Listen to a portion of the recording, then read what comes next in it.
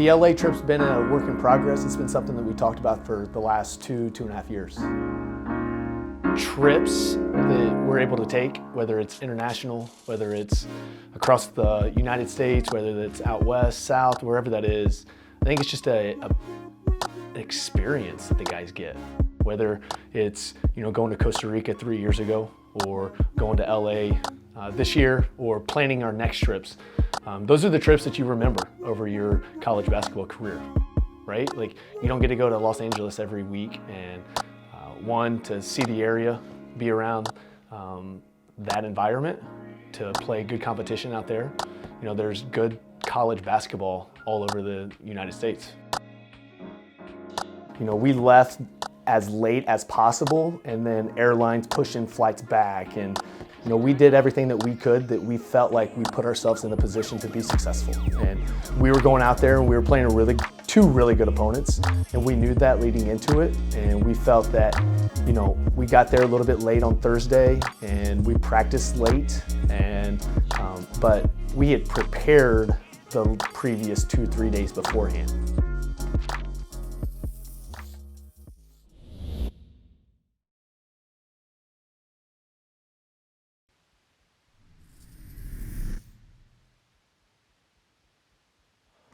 Good, they're in a good, they're light, and I don't know, I hope their legs aren't tired, but they seem really loose, which is a good thing. Yeah, I think they're locked in, ready to go. They understand the importance of this game.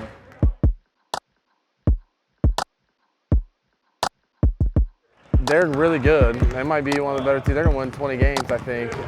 They might be one of the best teams we play all year. Our guys know that. They're excited about it. It's a press as a coach. It's a weird game because it's not a execute them to death, run a bunch of stuff type of situation, make a bunch of adjustments. At the end of the day, guys got to perform, and it's totally different than what we're used to. However, like, the D1 guys do this every week, and so like it's not you can't use it as an excuse because we do it all the time. I think our guys understand that it's a different deal. It doesn't mean it's bad. It's just different, and so. The guys really embraced it and done a good job, and that's 3. Here we go. Come on, hey, young guys, that's 3. Nice try going back. Nobody's gonna make it. Nobody's gonna make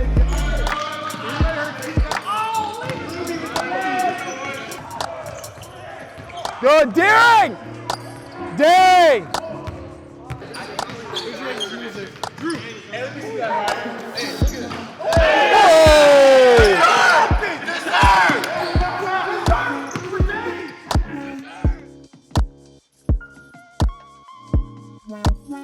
Well, we're across the country.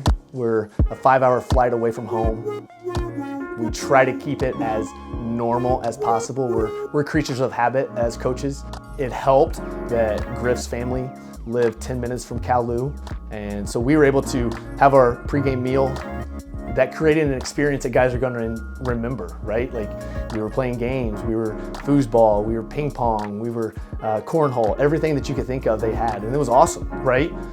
But in the back of our heads, in the back of our minds is like, hey, the game is in 4 hours, the game's in 3 hours, the game's in 2 hours, and we're trying to get our minds right for that, knowing that our guys have got to get ready, and we've got to try to keep the day as similar as possible to a typical game here.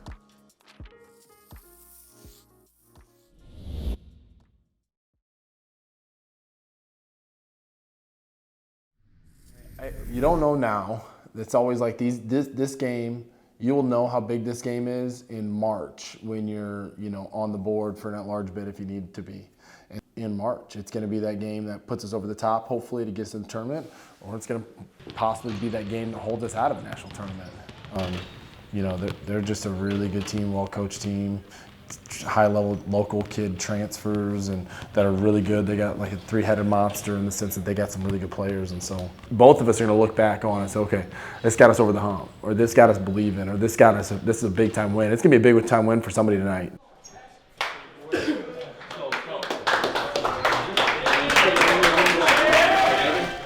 we go, ready? 2 claps. All right, be fired up, be ready to go. That's what we came for. Once they throw it, 4 man's down here, shooter is down there. We know that we got to pressure this guy so we can't pinpoint past this stuff. right? We're in this thing together. We're family. We're in this thing together. Play our ass off. We got everything on the board. Take care of the ball. Play our best. Don't get it twisted. We got this, okay? Hello and welcome to this very special broadcast taking place in California. Our men's team, who is 8-1 coming into this game, hope to take on a very physical Cal Lutheran team in California. Excited to see how they shape up in this one. Rowan McGowan, it's a nice elbow jumper. He gets it to fall. Rowan McGowan, team's leading scorer throughout the season, as the freshman Alex Singleton gets a nice layup to go in. 17-7 here early for the Dewhawks. Freaking turnovers. We take care of the rock. We're up 10. Take care of the rock. Go to the offensive glass and do this thing. On offense, square up on the little dude. He got to the paint twice. He's not scoring that thing. Square up. He can't get that thing. Impressed right here on this one. We're going 4 game, okay? Work. 1, 2, 3, Back work. here as Jackson Polinsky with a nice pass from Barry to get the tough shot to go in. Good hustle play there by Bass to get the ball, and at halftime, Cal Lutheran 44 and your Loras College Dewhawks 43. But it's every time, every guy sitting in your stance saying this is for everything. National championship, we're up by 1, 10 seconds left. This dude versus me, right now, I'm going to do this thing. Have a good warm-up right here. Back underway here in the second half as Ali Sebek gets the tough layup to fall in. Rowan McGowan with a tough step back to go in. The Dewhawks 76-69 here. They got to get something going, otherwise Cal Lutheran might pull away. The Dewhawks need to get something going here, otherwise this game could get out of hand. Jay Keeley's pass to Singleton. Stolen. The final score here, Cal Lutheran 90, your Loras Dewhawks 82. We just didn't execute down the stretch. Or in stretches in that second half, and they gapped us. But I will say we fought and didn't give up down the stretch, and that was good to see. And that's been a couple games that we've done that. Get it up. Here we go. And round 3, 1, 2,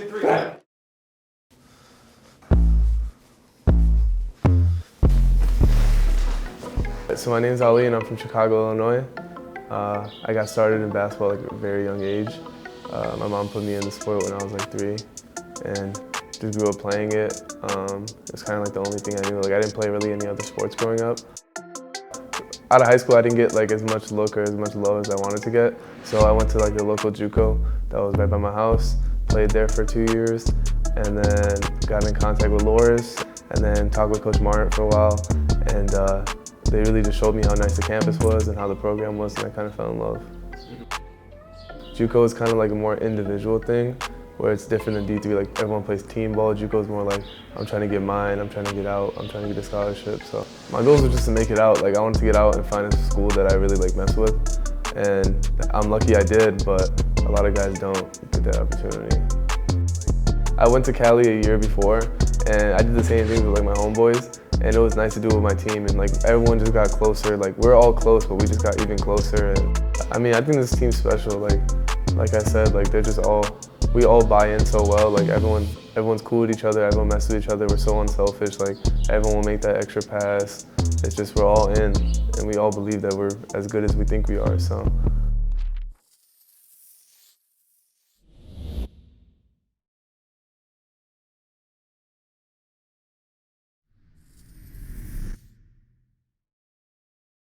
Our guys were quiet and they wanted to win, and they wanted to win just as bad as we wanted to win.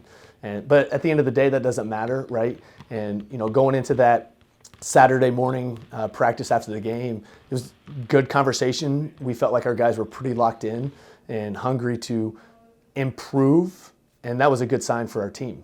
And you can't let things that are uncontrollable dictate your energy level. And that was the thing that we talked about, and we were able to, get locked in pretty quickly and game prep for Laverne, because we knew that they were going to be a really good team on that Sunday. And we had to, yes, enjoy LA, but we also knew that we were there to win games. And so it's a juggling act for a trip like that, is to, hey, we need to enjoy this experience, but we also need to prepare for the next game.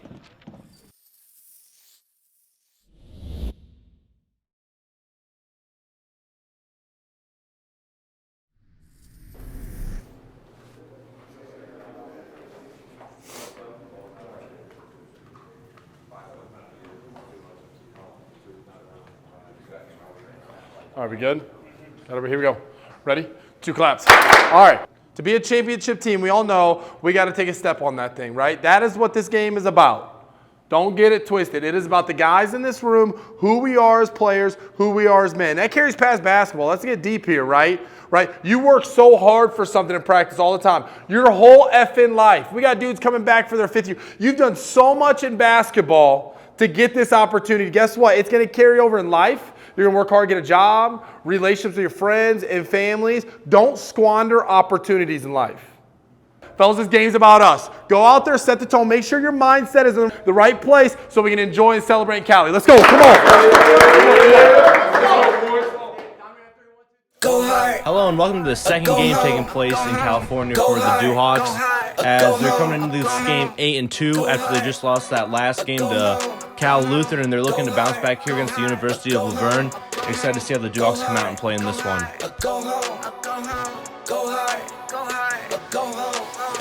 We're underway here. Rowan McGowan gets a nice little short corner shot to fall. 6-6 here early as three-pointer for the Duhawks is up, and it's good. On offense, we're going wing, or circle, and away from road. Work, 1, 2, 3, work. Rowan McGowan's a nice pass to Miles Berry. Miles Berry, the sophomore, gets the shot to fall, but there is a charge call.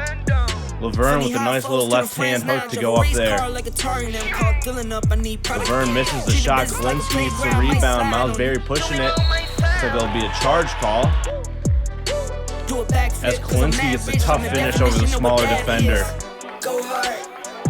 Laverne with another tough layup to get it. They get it to go.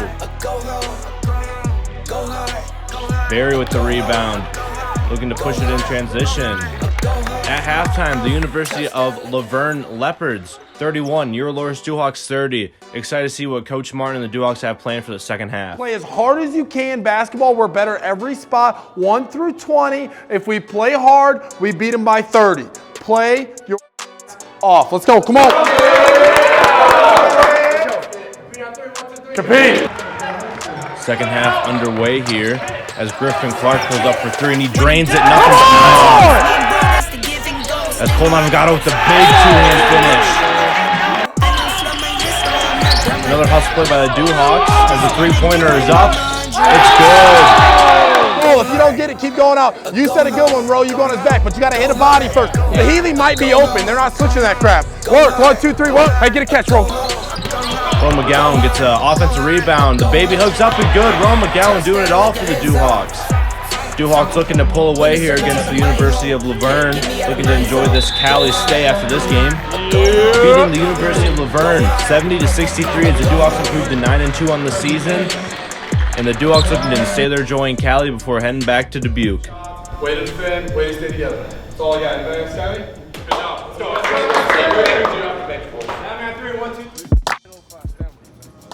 I mean, it would have sucked if we would have lost because it would have been all sad, but it was awesome. We got a win. We're all happy. We got to go to the Clippers game the next day. It was just a good time. I felt like a sense of motivation. I was like, I want to be here one day. Like, I want to see, like, I want to be on the court one day. So it was dope to see them up close and personal. We walked onto the Clippers floor as the team was warming up. Like, the excitement that our guys had, like, that's their goal. Their goal is to play in the NBA. And they're standing right there. Like, it's the joy that they had. Just being in that environment, I thought that was really cool. We walked away one-on-one and grew a lot, learned a lot. But we got to do a better job as a staff to prepare those guys to just play as a unit much better than they have been as opposed to a bunch of individuals.